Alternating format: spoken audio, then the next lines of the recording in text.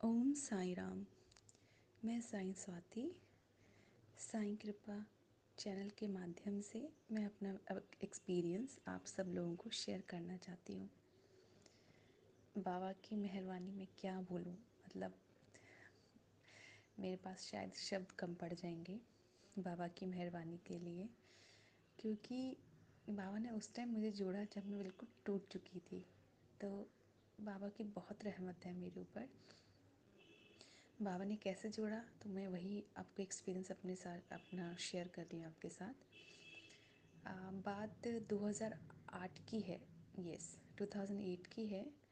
Then actually if all one remember कि commonwealth games start हुए थे कुछ टाइम मतलब 2008 टू 9 में। तो एक्चुअली मेरा भाई अंशु, उसका जस्ट रिसेंटली ही बीसीए हुआ था।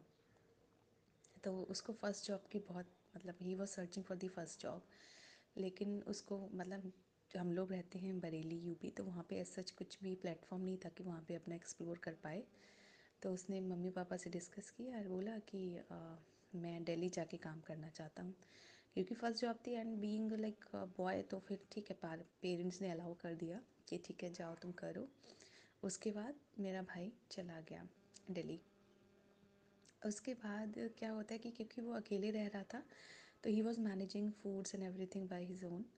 तो कभी वो ट्रेन में जाके मतलब स्टेशन पे खा लेते था, कभी लाइक कुछ मंगा लेता था, क्योंकि कुकिंग वगैरह नहीं आती थी उसको। कभी मैगी खा लिया, लाइक दैट उसका चल रहा था।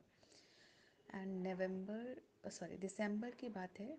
एंड मेरे पापा को कॉल करता है कि पापा मेरा जो है तबीयत ठीक नहीं है एंड मुझे फ़ीवर आ रहा है। तो एक्चुअली मेरे पापा भी कह सकते हैं उनको थोड़ा मेडिसिन की नॉलेज थी, तो उन्होंने बता दिया बेटा ये दवाई ले ले। लेकिन उस टाइम क्या हुआ कि उसने ले तो लिया, लेकिन फिर भी उसका फ़ीवर नहीं उतरा। वो फिर से वापस बोलता है पापा मैं घर आना चाहता हूँ, आप प्लीज़ मतलब घर पे ही आके ही मैं थोड़ा रिलीफ फील करूँगा। फिर वो घर आ जाता है, ठीक है, बरेली। और उस टाइम मेरे पेरेंट्स एक्चुअली विलेज में रहते थे और हम लोग आई मीन शहर में रहते थे बरेली, क्योंकि मैं अपनी स्टडीज़ भी कर रही थी and I was also looking for the job. वो आता है और उसकी सिचुएशन देख के मतलब मैं एकदम हैरान रह जाती हूँ कि उसका एकदम पीला शरीर पड़ चुका है, एकदम कमज़ोर, ये वो। फिर मेरे पेरेंट्स बोलते हैं कि ठीक है तुम लोग जाके एक बार डॉक्टर को कंसल्ट करके आओ।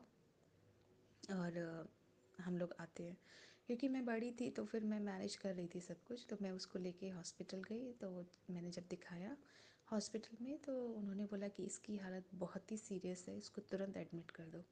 और वहीं से मतलब मुझे बहुत घबराहट हो गई, क्योंकि मैं बहुत सॉफ्ट हार्ट हूँ और मुझे देखा नहीं जाता किसी की तबीयत का, या फिर किसी का मतलब किसी की तबीयत ख़राब हो या फिर कोई परेशानी में मुझसे नहीं देखा जाता। मैं एकदम मतलब शिवर कर गई। लेकिन फिर भी मैं बहुत छोटी थी, लेकिन स्टिल आई लाइक मैंने थोड़ा सा स्ट्रेंथ लिया। मैंने कहा ठीक है, मैंने पापा मम्मी को कॉल किया, मैंने कहा आप लोग घबराओ मत, मैं यहाँ पे से एडमिट करवा रही हूँ। मैंने अकेले ही अपने भाई को एडमिट किया। नेक्स्ट डे मेरे पेरेंट्स आए तो मतलब मेरी मम्मी तो एकदम रोने लग गई उसकी हालत देख के। तो दिन पे दिन लाइक उसकी जो भी मेडिसिन दे रहे थे दैट वाज नॉट अफेक्टिंग, उसको बिल्कुल इफेक्ट नहीं कर रही थी। और उसकी मतलब मेरे ब्रदर की हालत, अंशु की हालत और डिटोरिएट होती जा रही थी। फिर मतलब क्या हुआ कि डॉक्टर ने जवाब दे दिया। डॉक्टर बोले कि ऐसा है, इसको लाइक आप दिल्ली ले जाओ। और बात 2008 की थी, मतलब दिल्ली और मुंबई का नाम सुन के लोग घबरा जाते थे कि मतलब बहुत ज़्यादा सीरियस है इसीलिए ही भेज रहे हैं। तो मतलब मेरे मम्मी पापा समझ गए कि बहुत ज़्यादा सीरियस है, तो वो लोग मतलब बहुत घबरा गए। मैं भी अंदर से बहुत घबरा गई थी, लेकिन कहीं ना कहीं मतलब मुझे लग रहा था कोई ना कोई रास्ता मिल जाएगा। मैं बहुत हिम्मत दे रही थी सबको। फिर अचानक से मेरे को याद आता है कि जब मैं विलेज में थी तो मेरे यहाँ किसी ने उद्यापन किया था बाबा का। तो बाबा की एक बुक लेके आए थे वो, और एक प्रसाद था। तो मेरे हाथ में बुक दी थी। वही दिन था, मतलब वही समय था जब पहली बार बाबा से मैं मिली। बाबा को मेरी लाइफ में आना था। फिर मुझे याद आया, मैंने कहा साईं बाबा की बुक का मुझे याद आया, नौ व्रत का याद आया। तो मैंने बोला, मैंने कहा बाबा मैं आपको जानती नहीं हूँ, आप कौन हो क्या हो, लेकिन अगर आपने मेरे भाई को ठीक कर दिया तो मैं आपके 9 गुरुवार के व्रत रखूँगी। मैंने ये संकल्प लिया अपने मन में।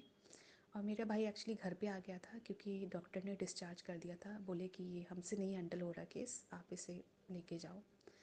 तो घर में लेटा हुआ था मेरे भाई, मम्मी पापा रो रहे थे। उसे बहुत भयंकर वाला जॉइंटिस हो गया था, मतलब टू द लिमिट।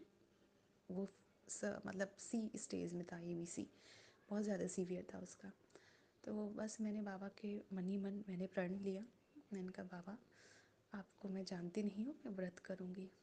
उसके बाद कहते नहीं है, बाबा ही रास्ता दिखाते हैं।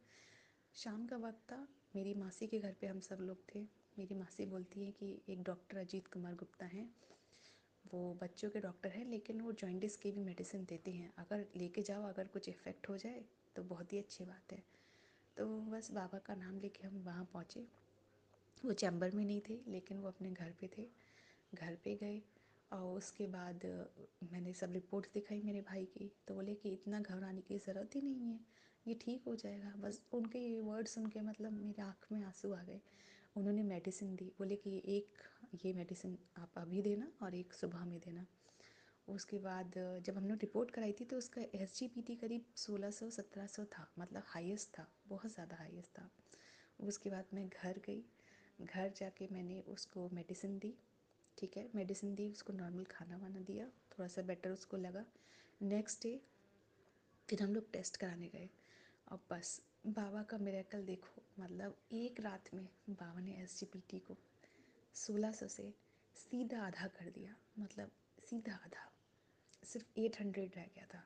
बस वहीं से मैं बाबा की दीवानी हो गई, और बस ज़ोर से मैंने बाबा का नाम लिया, बोल सच्चिदानंद सदगुरु साईनाथ महाराज की जय। बस तभी से मेरे बाबा मेरे जीवन में आ गए, और भाई को मैं दवाई देती रही, उसका ध्यान मैंने रखा, उसके लिए मेडिसिन का, हर चीज़ का मैंने ध्यान रखा, क्या उसको चाहिए नहीं चाहिए। उसकी सेवा करते करते 1 मंथ हो गया, और वो पूरा ही एकदम ठीक हो गया बाबा की कृपा से। फिर मैंने बाबा के 9 व्रत शुरू किए। अब बाबा का चमत्कार देखो, क्योंकि मैं भी जॉबलेस थी, मैं भी अब बहुत सर्च कर रही थी, तो बाबा के 9 व्रत रखे। मेरा मतलब भाई ठीक होने के बाद मैंने रखे, और 9 व्रत रखते रखते ही मतलब मेरा 6-7 व्रत हुआ। मेरा मुझे मेरी मन के हिसाब से मेरी जितनी सैलरी मुझे चाहिए थी फर्स्ट जॉब में, उस हिसाब से the location everything was perfect excellent. बाबा ने मुझे जॉब भी दिया, एंड उसके बाद मेरी शादी भी हुई। तो ये मेरा पहला एक्सपीरियंस है बाबा के साथ। मेरे बहुत सारे एक्सपीरियंस है, मैं जैसे जैसे मतलब सोनाली जी जैसे मुझसे बोलेंगे, मैं वैसे वैसे आगे कंटिन्यू बताती रहूँगी, लेकिन ये मेरा पहला एक्सपीरियंस है क्योंकि मैं बाबा से जुड़ी थी। बाकी भी मैं और भी एक्सपीरियंस शेयर करूँगी बाबा के इस चैनल पे। बाबा से यही प्रार्थना करती हूँ, बाबा आप अपने सब भक्तों पर अपनी कृपा दृष्टि बनाए रखें, हम सबको अच्छे कर्म करने के लिए प्रेरित करें, और सदैव अपने श्री चरणों का ध्यान करवाए रखें बाबा। बोलो श्री सच्चिदानंद सदगुरु साईनाथ महाराज की जय।